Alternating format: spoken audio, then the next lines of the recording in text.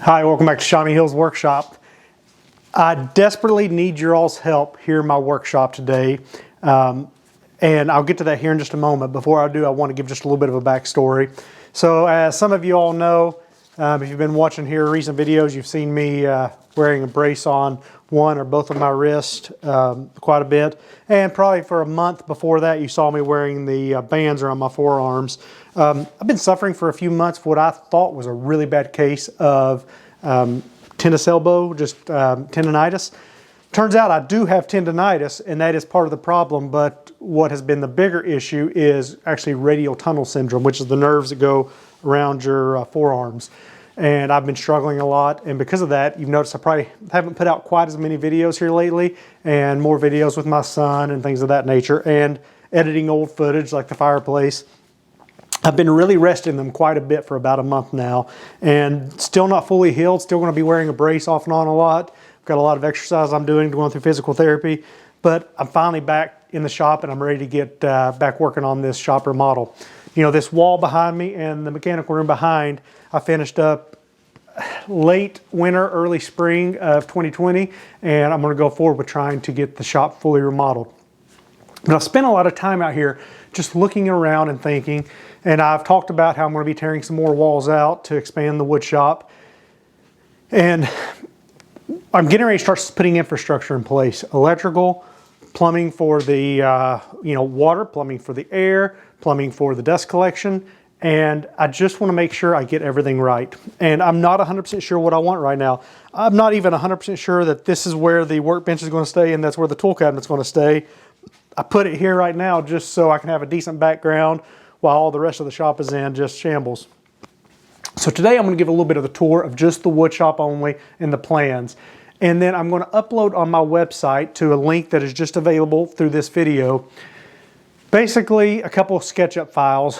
One will be how the shop is right now and how where the tools are located. Two will be just a blank floor plan. And what I would love help with is some ideas of where you would place the tools.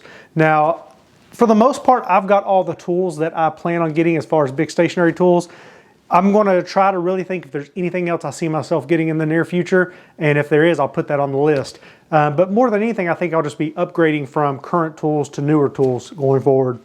So without further ado, I'm going to go ahead and start doing a little bit of a tour. Ignore the mess. This is completely in shambles because I am remodeling. I don't even have anything on the ceiling above me right now. So I'm going to grab the camera. We'll go from there. So if you start in the corner where I was just at, the door to the mechanical room, where the filters are for the dust collector, my electrical panel, where the water comes into the building, and also where I am thinking about putting a sink in there because I have the ability to do so. And if I do that, maybe setting up a sharpening station. But the other part of me is thinking I'd rather have the sharpening station out in the shop where it's quick and easy to get to.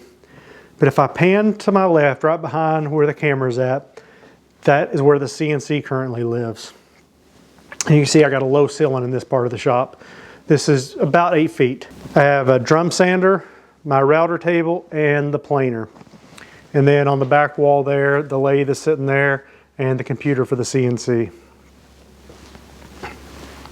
Now I do have these posts that I have to live with that I just can't do nothing about. This post here and post there. Then when we come to the center of the shop, there used to be a wall between here that I tore out. You see it vaults up. My shop used to be a church, and what we're standing in right now was actually the sanctuary, and that wall right there wasn't there. I built that several years ago. So then I've got the clamp rack, and I have the bandsaw. Then we go on over, got the drill press, cabinets. And I got my assembly table right here in the center. Then if you look at the back wall, and again, this is just beside of the hand tool area. Now I left a portion of this wall sticking out past, and that's where my miter saw station is.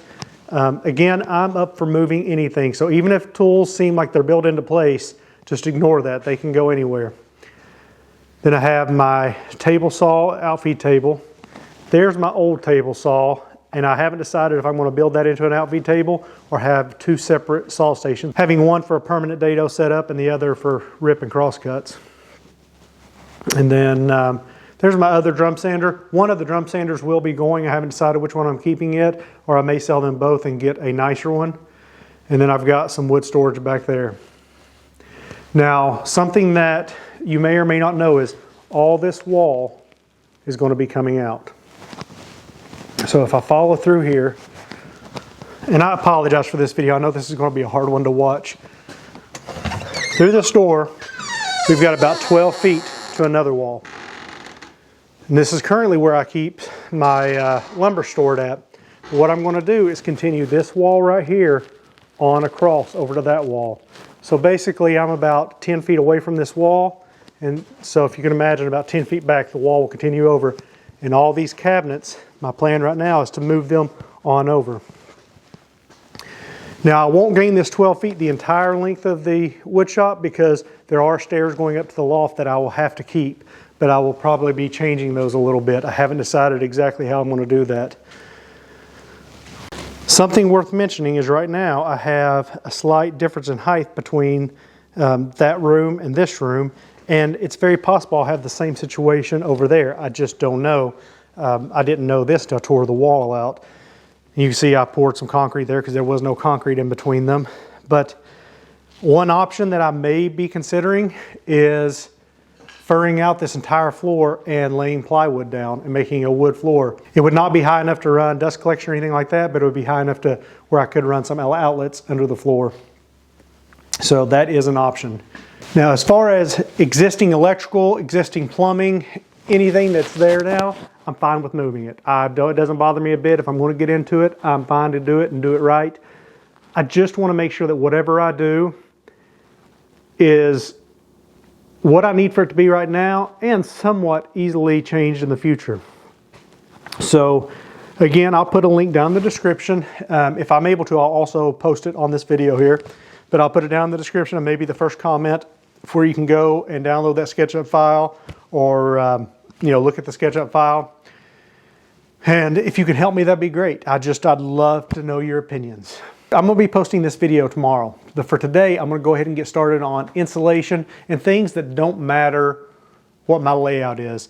But within the week, I want to start moving infrastructure and start getting things in place. So I'd love your help. Well, if you like this kind of video, hit that thumbs up button. If you don't like this kind of video, hit that thumbs down button. Either way, leave me a comment telling me why. If you're not already a subscriber, I'd love to have you. I'd love to have you along for this ride while we remodel the shop. And if you'd like to get notified every time I put out a new video, hit that bell for notifications.